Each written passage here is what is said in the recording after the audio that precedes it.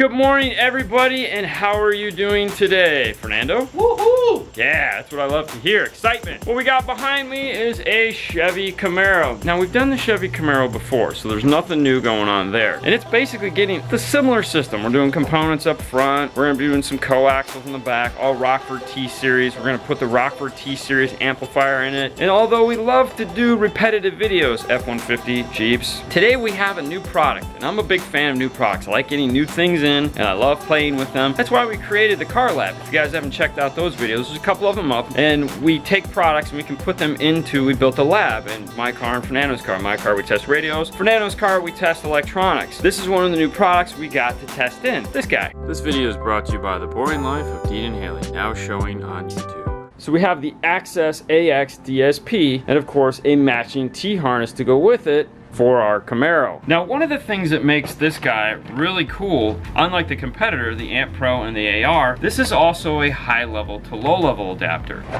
with a T-harness. So think about that for a minute. You can do one of these, and this has high level, low level, as well as AR capability, but it doesn't have a T-harness at the moment. They have a ton of T-harnesses available for them. So if we open this guy up, inside we're going to find this. That's not to say you can't use this T-harness on a product like that, or any other type of product you want where you don't want to cut harness behind the radio. We use these all the time to do products like audio control, or like the DSR-1s. This is cool. These are really nice, but it plugs right in. Now, like other manufacturers, this is new technology. Whammo, that car's in there. So you would assume you couldn't use this. Well, we know better than that, because at the end of the day, it's a 7-inch radio. We know it's gonna be a high level. We know that'll do high level, and we know they make a T-harness. So following that train of thought, we're pretty sure we knew it would work here. But that doesn't mean we don't want to test it, because nothing's worse than getting the car all built, go to turn it on, and it doesn't work. So we're gonna hop in the car, and we're gonna do a little bit of testing to make sure that this piece is right for this car. Now, inside the box, along with the DSP, you're gonna find two harnesses. If they don't make a T-harness for yours, you can go ahead and use the harness that it comes with. This guy right here. It is line level, high level, as well as, in some cases, the data input so that you can add it into the factory amplified systems. Let's look at the harness real quick. Right off the bat, you see the familiar colors of white, gray, green, purple. These are gonna be your inputs. So if you have, let's say, an aftermarket radio and you want this DSP because you want to be able to set your DSP via your smartphone, in this case, Android or iPhone, we'll show you the app towards the end of the vehicle when we actually get in to tune it. You could plug this directly in. What makes this unique also though, the one thing this doesn't have in the box is this piece right here. This is the bass knob. It's called the AX bass knob. And what this is designed to do is it doesn't have any cool headphone jack or anything. It's straight wires.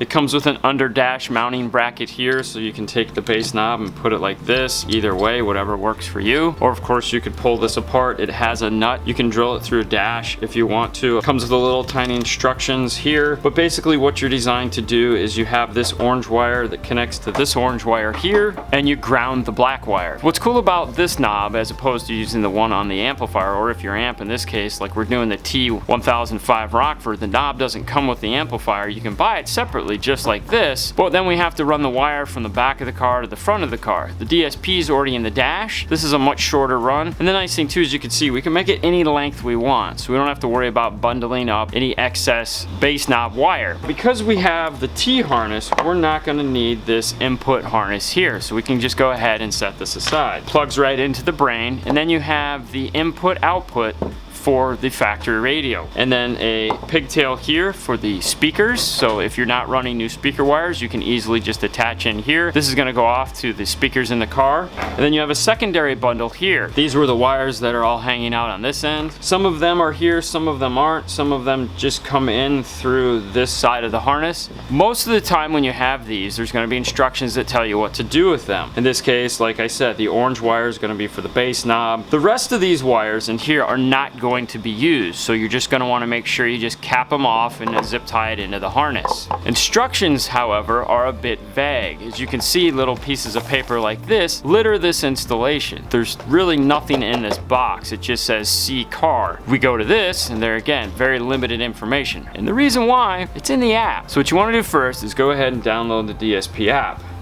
and then click Setup Instructions. and then it's going to talk about the features that the unit has. You scroll all the way to the bottom and it says view instructions. Go ahead and tap it, and here's where your instruction manual exists. As you scroll through here, it'll go ahead and show you how to set up the unit if you're going to be using something like a Windows laptop. And then when you go back, just gives you instructions on how to set up the basic unit. Now when you first get into the car with it, the Bluetooth connection is where you're going to want to be at. Now once we get this hooked up in the car, we'll go ahead and address that. Now for the base knob, we'll go ahead and use one of our bullet connectors, and we'll put the insulated end towards the DSP, and then we'll put the non-insulated end. We'll go ahead and plug it in right now so it'll be there for later. Well, that'll go out to the base knob because this doesn't have anything going on that could short out the unit. And then for the rest of these, we'll just go ahead and cut these a little bit shorter, and we have little 22 gauge butt connectors that we'll go ahead and slide over the ends and crimp them on. And that'll make these nice and insulated so that we don't have to worry about them touching anything. And then we'll put some Tessa tape over these to match the existing tape that they have, as well as just tape these up so if anyone were to look in the dash, they wouldn't see just a random bunch of wires hanging out and think, oh my gosh, there's this giant aftermarket piece here in the dash. We'll also go ahead and do that to this side. Now for the most part, this is prepped and ready to go into the car, and that's exactly what we're going to do. We're going to go ahead and get this connected up. Now in this Camaro, the radio, even though the control center is up here in the dash, the radio isn't in the dash. It's over here behind the glove box up in the kick panel, and I can tell you right now, it's a pain in the butt to get to. The first thing you have to do is remove this guy here. This is the tray that goes up underneath the dash. And there's 4 screws that hold this in place. There's 2 here at the front, and then there's 2 in the back. And these ones in the back are tough to get to because they're all the way up in the corner. Once you've removed those, then you have to push it towards the back to get it around the airbag. As you can see, it has this cool lip right here. Push this towards the back, and then it'll come down. Then this silver box here is mounted to it with tons of little clips that hold the wire in place. So remove the screw, remove the clips, you can pull this guy out. And then there's a second module, this one right here, that's attached to the bottom side. You may want to remove this first before you pull this out. It will make it a little bit easier. There's a tooth here and a tooth here and a wire clip here. Pull those, it removes from the bottom. Pull the clip and let it set down. You also need to pull off the side of the dash here. That's this panel here, and of course in standard GM style, it's gonna have way more clips than is necessary. Open the glove box, remove the rubber here, but be careful, there's tons of little gooey crap on this, and then just take a panel tool and here, pop this off, and it'll come off this way and is removed. Once you've gotten those 2 panels out, there's 2 7mm here that uses a keyhole slot. A keyhole slot is basically just a big circle with a line that goes down. You put the screw in and it slides down into place. So you don't have to remove the screws altogether. And then there's a 3rd screw in the bottom here. Remove that. And then the whole amplifier will tip forward and come out of the floor and rest right here. Now the reason why you have to get the amplifier out is because they have these cool red locking clips right here that you have to pull up on these first to get these harnesses out. If they didn't, you could have just reached up in there and pulled these harnesses out, plugged your T-harness in. It would have been a headache, but you could have done it. Now go ahead and remove the gray one and the brown one. And there again, they're hard. Even with the red thing on clip, it's still a bit of a struggle. Go ahead and grab your T-harness, plug it in, lock it, plug it in and lock it. All right, and that's essentially it for the install on this product. Now what we want to do is test the speakers to make sure that this is actually in the right spot. And for that, we'll use a tone generator. We'll grab our grays, which should be this passenger speaker right here. And it is. We'll grab the lights, which should be the driver. Green should be the driver's rear. And purple should be the passenger rear. So all our speaker wires are where they're supposed to be. That's a plus. So that's going to tell us that the inputs coming into the DSP are also in the right place because they're pinned identical on both sides. So now we can go ahead and plug in our output harness. And what we want to do is go ahead and turn on the car. And we want to make sure that this remote turn on is functioning. For that, we'll use our digital multimeter. We'll set it to DC, which is the line with the little dots underneath it. That's the logo for DC. Take our positive probe and then we'll go to ground and we have power. So we know the remote turn on is working. So it'll turn on our amplifiers. Next, what we want to do is test the output of these to make sure that they're doing stuff. To do that, we have this guy right here. This is just a little test amplifier. It plugs into the cigarette lighter. It's a dork. That's what it's called. We have a set of aux to RCA adapters on it. Now we'll just go ahead and plug it into our front output here of our DSP. We'll go ahead and grab our smartphone. We'll select Bluetooth connection. It's gonna scan and then boom, it finds it. So now we'll go ahead and touch that.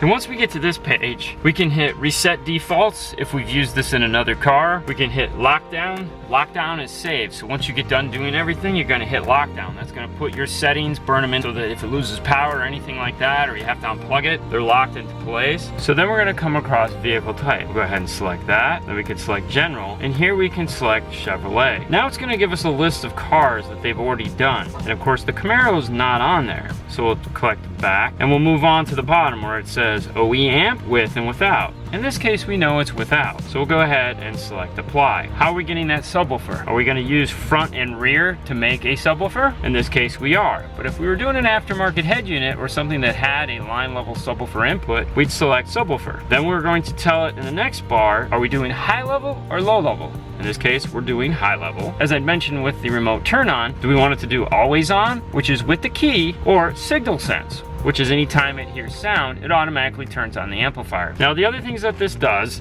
is it has crossover, it has an equalizer, it has delay. We'll talk about those settings more once we get the install done in this car. The thing we want to look at is levels. Now this is basically a compressor, and what it's designed to do is it's easy. It tells you on here, it says it can detect clipping of an analog audio signal on both inputs and outputs of the AX DSP and turn down the signal levels for a period of time in order to prevent damage to the speakers. It is generally okay to allow for some minor clipping of the signal for a short period of time, which is often dependent on specific program material being played. The trigger level control allows the installer to adjust the point at which clipping is detected, something you may want to play with to make your system sound good. And then down here in the bottom, this is your chime level. You can adjust the chime level, and this is one of the things I can't wait to play with, because in these GMs, the chime comes through the driver's front door speaker, and I want to see if this actually does anything in this style installation, because I feel it's more for when you're doing the amplified system than when you're doing the analog system, but that's an unknown. We'll know more towards the end of the install. Now back to what we were doing, we have our little test amplifier. What we want to do is make sure that we have sound coming out of this, or all this is for naught. So we'll go ahead and we will plug in our left speaker, which is the driver's front speaker. If you're testing a GM, you want to use the driver's front speaker because that's where all the little chimes and dings and stuff come through. So I can hear the dinging sound, and the app doesn't appear to be controlling it, which is kind of what I suspected. We can turn the volume up and down on the radio. We still have the chime, which is we want the chime, and we can turn this. This is like our gain on our amplifier, so we can turn that up and down. But really, we're more worried about turning the volume up and down here to see what it does, and it's working just fine. So we know now this is gonna be a solution that is gonna work in this car. We have sound, we have chime, we know it's passing all the things, we know it's working. That's awesome. Now that we've gone ahead and done all the testing on this to make sure that it works, and that was key. There's not a lot of cars listed on this, as we said, and even though this is just a basic high level to low level installation, basic isn't basic anymore. There's so many variables and so many things that can just go wrong. We want to test beforehand. Doing this test now and spending the 20 to 30 minutes it takes to do this is going to save us hours at the end of the install if this doesn't work, because at that point we'd have to come up and maybe add in an external DSP or all kinds of things that can go wrong. Strongly recommend when you're doing something like this or any type of DSP or an AR or something, test the stuff first to make sure it works. Now, as far as the installation goes, really, this is just made to mount up into the dash. Our speaker wires are gonna come to it, our RCAs are gonna go away from it. So we're done with the stereo, now it's time to use the DSP. So what we wanna do first is go into the factory radio and make sure we have the bass, mid, treble, balance, fader, any adjustments in this set to 0, or in case of balance fader, put in the middle. That's important. The other thing too is make sure you check every source. A lot lot of radios have what's called source tone adjust, which means you can set a different bass, mid, and treble settings for each source. You're gonna wanna make sure you go through and zero those out as well. Once we've done that, now we're gonna go ahead and we'll launch the app. We'll go to Bluetooth connections, just like we did earlier, and make sure we're connected. Go back to configuration, vehicle type, and make sure it still says the car you're working on. Once we're done with that, we can go ahead and move into the levels page. Once you're on the levels page, you have trigger level enabled like we talked about. This is the compressor circuit. This is designed to detect that distortion. If you turn it on and you move it to the left, it'll detect distortion quicker and mute the stereo. So if we turn it up, you notice the volume dip down there. If we turn it the other way, we'll be able to get more volume out of it.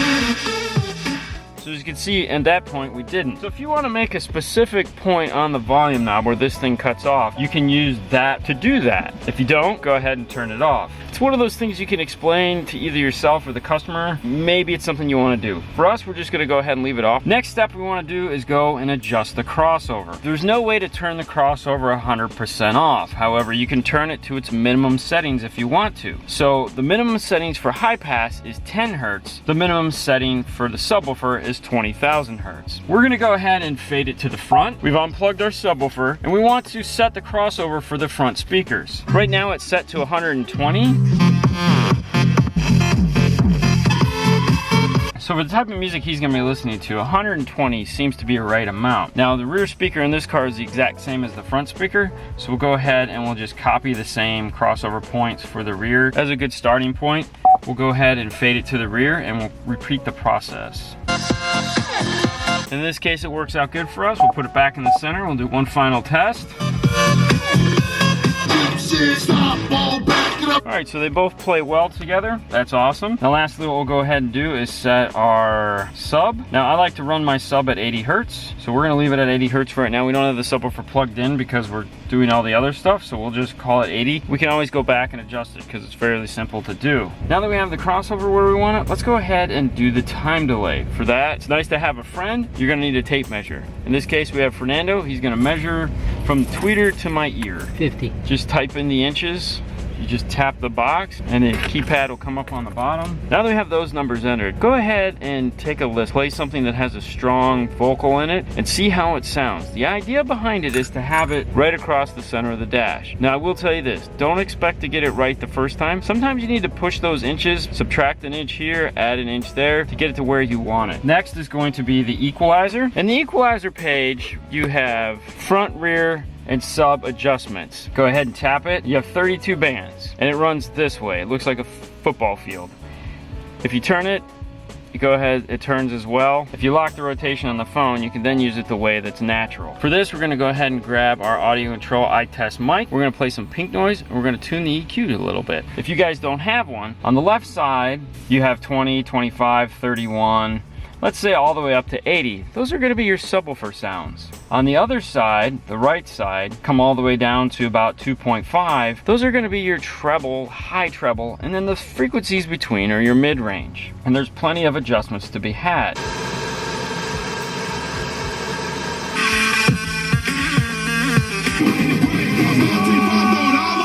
Now once you get the front EQ set up the way you want it, and just in case I forgot to mention it, when you are setting this, you want to make sure you fade it to the zone you're trying to set. So in this case, we're going to make sure we just put it to the front. Now we'll go ahead and fade it to the rear and we'll do the same thing. Now lastly, what you want to... Now after you've gone ahead and got the rear tuned, you got the front tuned, you want to play them both together and do a final tune to see if there's any overlapping stuff that is just nasty. Once you get this thing set up the way you want, is go back to the main page right here. In configuration, come down to where it says lockdown. Go ahead and tap that. What that's gonna do is that's gonna save the setting. You can also do this anytime you want. So as you're setting it up, you can lock it down. So if you get the front done the way you want it, you can lock it down. You get the rear done the way you want it, you can lock it down. You get the sub done. So each step of the way, you can lock it down so that nothing is forgotten. What we wanna do next, and the last thing, under vehicle type, it says save configuration.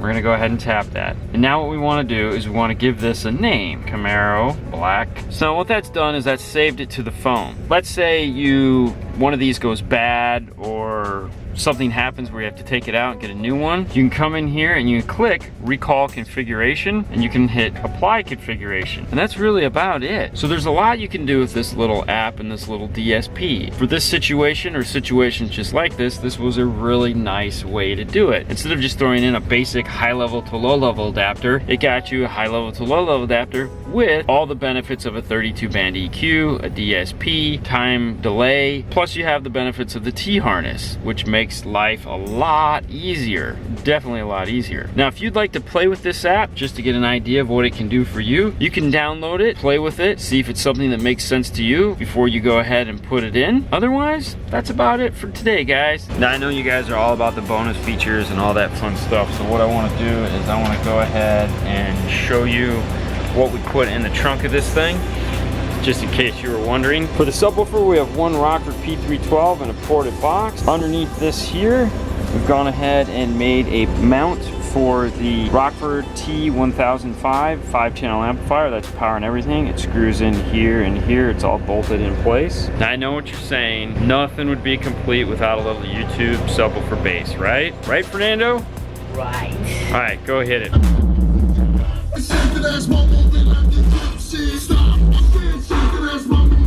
All right, guys, that's the ending. On to the next one.